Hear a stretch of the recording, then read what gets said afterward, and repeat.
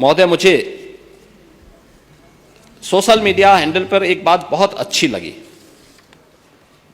एक सज्जन ने इस बात को कहा और उसने जो लोग महाकुंभ का विरोध कर रहे थे उनके बारे में उसने बहुत सटीक टिप्पणी की। उन्होंने कहा कि पिछले 1.5 महीने में आप वामपंथियों, समाजवादियों की बाल खगाल लीजिए, महाकुंभ को लेकर के विश्व वमन के अलावा कुछ नहीं दिखेगा। गंदगी, अव्यवस्था, पर्यटकों की परेशानी के अलावा इनकी बजबजाती वाल पर दूसरी कुछ भी नहीं मिलेगा।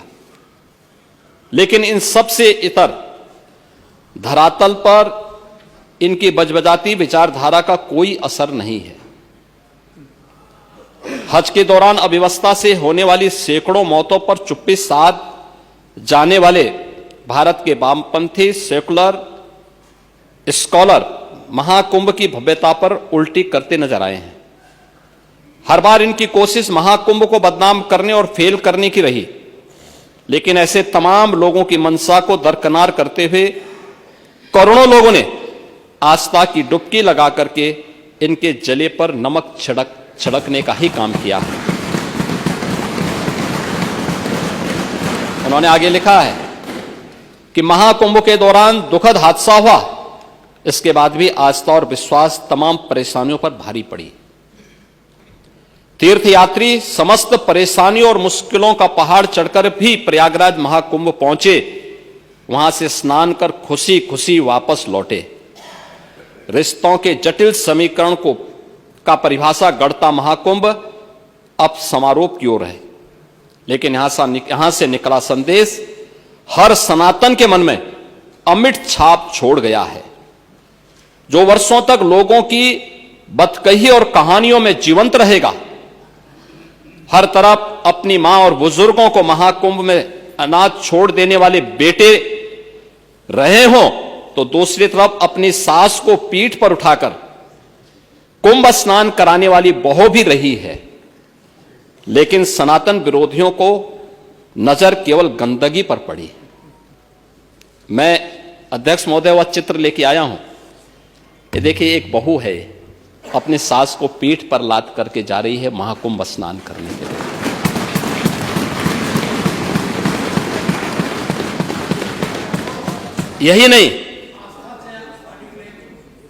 यही नहीं, आगे एक और बात कहते हैं। किसी ने सच कहा कि महाकुंभ में जिसने जो तलाशा उसको वह मिला। गिद्धों को केवल लाश मिली, सूअरों को गंदगी मिली,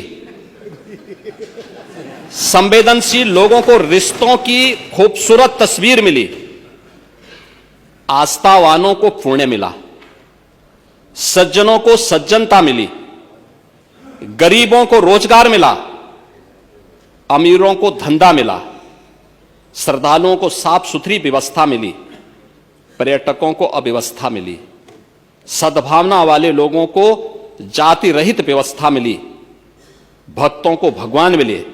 मतलब सबने अपने स्वभाव और चरित्र के अनुसार चीजों को देखा है। एक ही घाट पर सभी जातीय वर्ग के तीर्थयात्री स्नानार्थी बिना किसी भेदभाव के नहाते रहे। सनातन की सुंदरता आखिर समाजवादी और वामपंथियों को कैसे नजर आएगी? लेकिन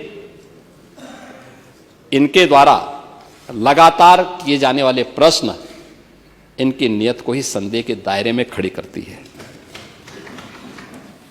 महोदय, ये टिप्पणी अचानक नहीं है। ये टिप्पणी भारत की टिप्पणी है, भारत की भावनाओं की टिप्पणी है।